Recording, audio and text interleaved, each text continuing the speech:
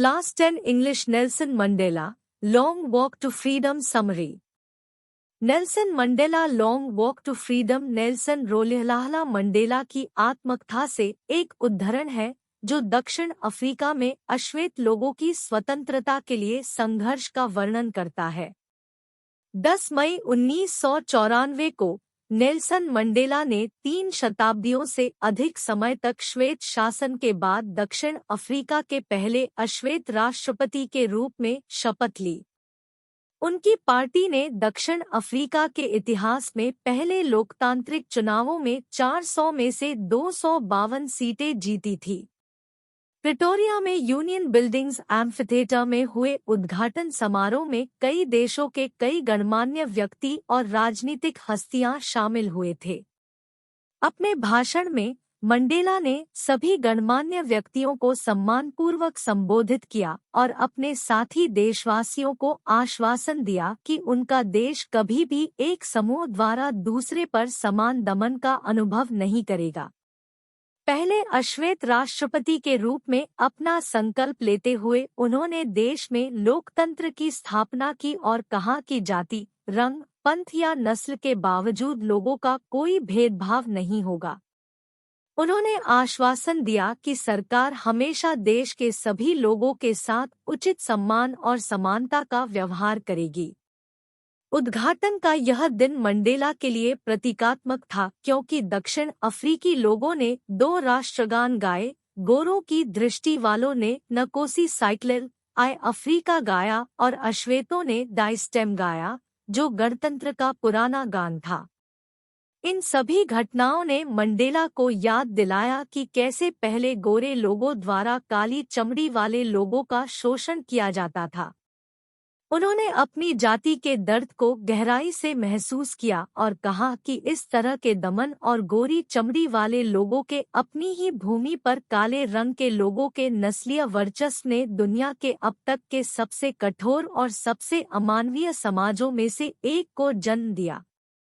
उनका दृढ़ विश्वास था कि कोई भी व्यक्ति त्वचा के रंग, पृष्ठभूमि या धर्म के आधार पर दूसरे व्यक्ति से घृणा करने के लिए पैदा नहीं होता है। हालांकि लोगों को शुरू में नफरत करना सीखना चाहिए, क्योंकि अगर वे नफरत करना सीख जाते हैं तो उन्हें प्यार करना भी सिखाया जा सकता है, क्योंकि नफरत की तुलना में इंसानों में प्यार स्वाभाविक रूप से आता है। उन्होंने यह भी उल्लेख किया कि एक व्यक्ति बहादुर कैसे बनता है, इसलिए नहीं कि वह डरता नहीं है, बल्कि इसलिए कि वह जानता है कि अपने डर को कैसे जीतना है। इसके अलावा मंडेला ने कहा कि जीवन में प्रत्येक व्यक्ति के 2 प्रमुख दायित्व होते हैं। पहला अपने परिवार यानी माता पिता, पत्नी और बच्चों के प्रति, और दूसरा अपनी मातृभूमि, देशवासियों और अपने समुदाय के प्रति दायित्व। और प्रत्येक व्यक्ति अपने अपने हितों और रुचि के अनुसार उन दायित्वों को पूरा करने में सक्षम होता है। हालांकि दक्षिण अफ्रीका जैसे देश में एक अश्वेत व्यक्ति के रूप में इन दोनों दायित्वों को पूरा करना मुश्किल था, इससे पहले कि लोकतांत्रिक की लहर किसी तूफान की तरह से देश पर हावी हो गई। जब मंडेला वयस्क हुए तो उन्होंने महसूस किया कि स्वतंत्रता उनके देश के कालेचमड़ी वाले लोगों के लिए केवल एक भ्रम और प्रकृति में अस्थायी थी। उन्होंने महसूस किया कि उनके साथ शोषण का दास जैसा व्यवहार किया जाता है और उनकी जाति के सभी लोगों के साथ गोरे लोगों द्वारा गलत व्यवहार किया जाता है। मंडेला के अनुसार स्वतंत्रता सभी के लिए अविभाज्य थी, लेकिन उसके रंग और जाति के लोग अत्याचार की जंजीरों में बंधे थे। वह जानता था कि उत्पीड़क को भी उत्पीड़ितों की तरह मुक्त किया जाना चाहिए, क्योंकि जो व्यक्ति दूसरे की स्वतंत्रता छीनता है वह भी उसी तरह के उत्पीड़न का कैदी है।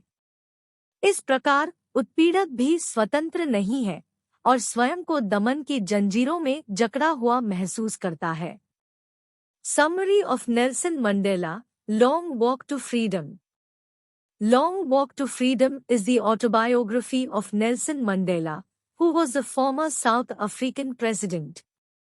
This article is for Nelson Mandela Long Walk to Freedom Summary. This chapter is the extracts from the Long Walk to Freedom book.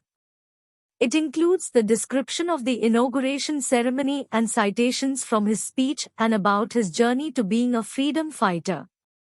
It says about the other countless people who fought for their freedom. In South Africa, a brutal practice named apartheid was very popular in those days. It referred to the discrimination between people on the basis of their race and color. It was one of the most brutal societies in which dark-skinned people were deprived of their basic rights.